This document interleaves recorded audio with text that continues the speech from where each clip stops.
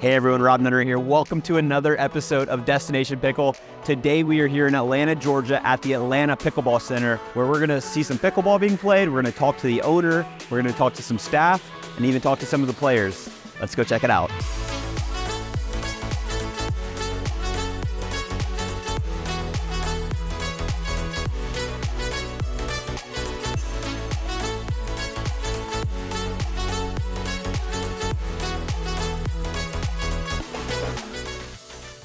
Life on the road with Destination Pickle. Just arrived here in Atlanta, Georgia last night from Cincinnati, Ohio, where I had an APP tournament. In town for the PPA tournament this weekend. And true to form, we're stopping and doing a Destination Pickle episode right here in Atlanta at the Atlanta Pickleball Center. Excited to give you a peek behind the scenes of this brand new gorgeous facility. We're gonna sit down and talk to Robb Herzfeld, who this is his pride and joy. So we're gonna take a look behind the scenes from Rob and his team.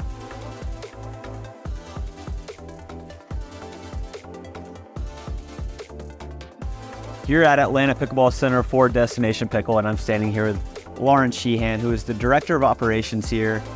And we just want to know a little bit about you and what brought you here. Yeah, so pretty much the love of the sport. Who doesn't love pickleball with the explosion that's happening? My husband, Kevin, knew the owner, Rob, and I kind of joined the team a few months ago and have just come on board to help them with some organization and marketing, and yeah. Now you help run the place. And now I help run it. Love it. So let's do a little tour and show us around. Okay. Facility. Yeah, well, we've got the lobby over here. It's over here we have a lounge area where some of our members kill some time or hang out between some games. We've got some dressing rooms, a TV. Pickle's always playing. Yeah, where the Pickle's always playing.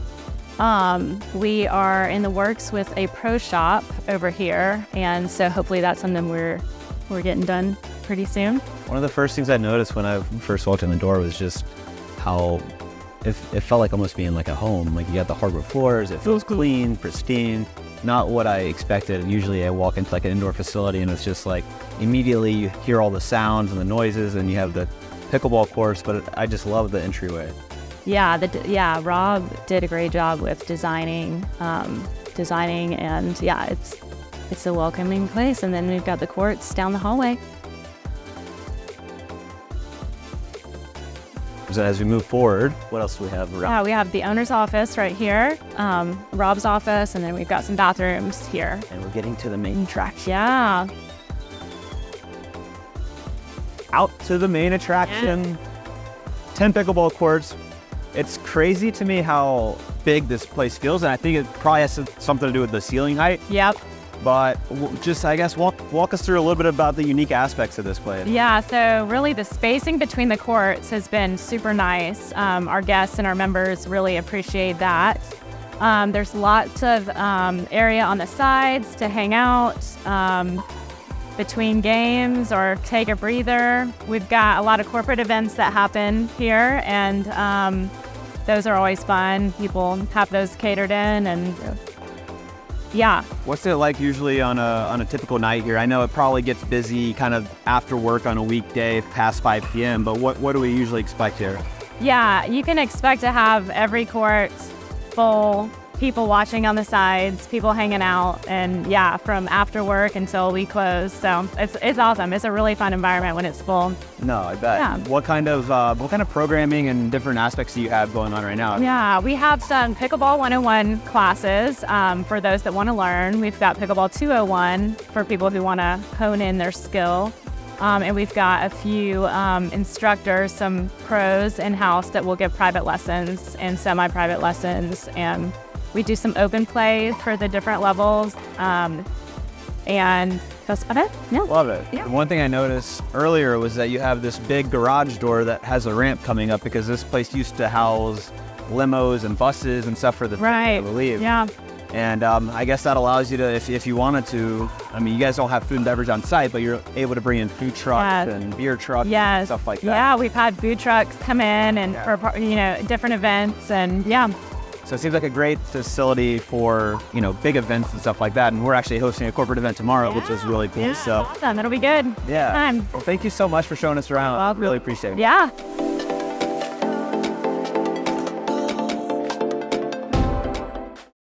me because I don't have to follow the 2-bounce rule. Only AJ does on that team. Go ahead. So we'll play a point out here.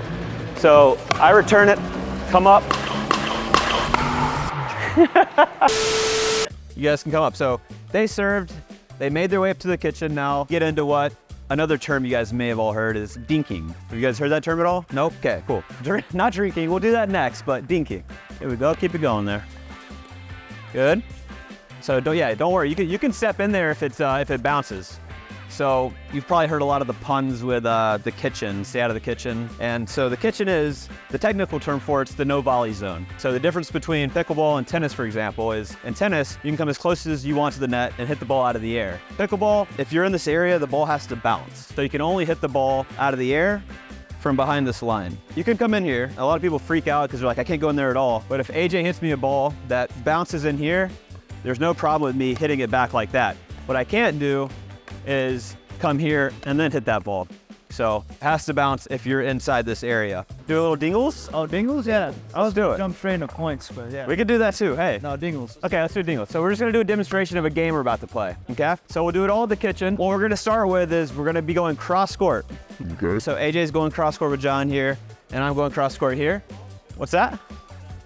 2 balls going, yeah. Yeah, we got this. I believe in everybody a lot. So we're just gonna be going. All we're trying to do is work together, just keep it in play. But if somebody happens to miss, I mean, I'm not missing, but if somebody else, so that ball is gone. So I would say dingles, and now this ball is the one all 4 of us play. So now we're all playing this one ball. So they would get that point. And it's my fault. So we're just trying to be cooperative cross court, trying to keep the ball going. But once somebody misses, that ball's dead and the other ball that's still going becomes a live ball. And then you're just playing the point out. All right, at the Atlanta Pickleball Center here in Atlanta, Georgia, and I am sitting with Danny Wuerffel. We just got off court a little bit. For 2 games in, I shouldn't be this sweaty, but I am. This guy almost got me in the second game when we played against each other. Thank God he wasn't mic'd up because he got me burned a couple times down the line, but thanks for joining us today. Yeah, great to be with you. Great. Congratulations on all your success. Yeah. Fun watching you play. Very much appreciate that. Obviously here in Atlanta, this is home for you now. Yep. So just want to get some context around what you've seen in terms of pickleball and its growth in the Atlanta area over the past few years since you started playing. Yeah, well, I started kind of right during COVID, and the participation levels have exploded like they have in a lot of places. But in a weird way, I'm not sure if this is similar in other cities. Kind of when you get inside the perimeter of Atlanta, it's really hard to find dedicated pickleball courts. I think there's real estate issues, there's other things. So, much of my time is spent on tennis courts where we're chalking the lines and temporary nets, and just really thankful that some things have started. And this is new. This has been a great blessing for me. A lot of my friends to get to come play here at all, and especially on the inclement weather days. If it's raining, we still get to play. So this has been a great addition to the Atlanta area. Yeah, so there's two paths generally with getting new pickleball courts. One is, as you mentioned, chalking tennis courts or even having tennis courts converted into pickleball, or just building new facilities like this one. What's it been like? Because I grew up in Atlanta and Conyers, and I know the tennis community here is gigantic. You have Alta, the league play. What's it been like with the tennis players and pickleball players? Is there that friction that we see in a lot of places, or is it pretty accommodating? I've heard of some of that, but it seems to me like in a lot of places, at least where I've been, it hasn't been so overrun with tennis players that were upset about the pickleball. Usually there's enough space for people to move around, and so I haven't seen that. I've heard about it in some cases. There's some cases obviously where you have tennis courts that were by neighborhoods, and the pickleball noise has frustrated some neighbors, which is a common thing. But it seems like people are working together well, at least from what I can tell, but there's definitely been some issues. So after your pro playing career, what did you do? What was your path after, and where did pickleball kind of fit into that eventually? Well, when I was playing for the Saints, I got involved with an inner city organization there called Desire Street. I've worked for Desire Street ever since then. We live here in Atlanta, and we support leaders that live in under-resourced neighborhoods all over the Southeast. So that's kind of my full-time job. And then I also have a foundation where we have a college award for community service. And so interesting, then the pickleball question fits right into that, because I thought I just found a hobby that I loved, and I fell in love with it the first time I played, and somebody hit me in the chest with the ball and beat me. I'm like, no, it's not happening again. I was competitive, and so I've fallen in love with the sport. When I was young, I trained for football, I trained for basketball, but when I wanted to have fun, I hit tennis balls, racquetball, or ping pong.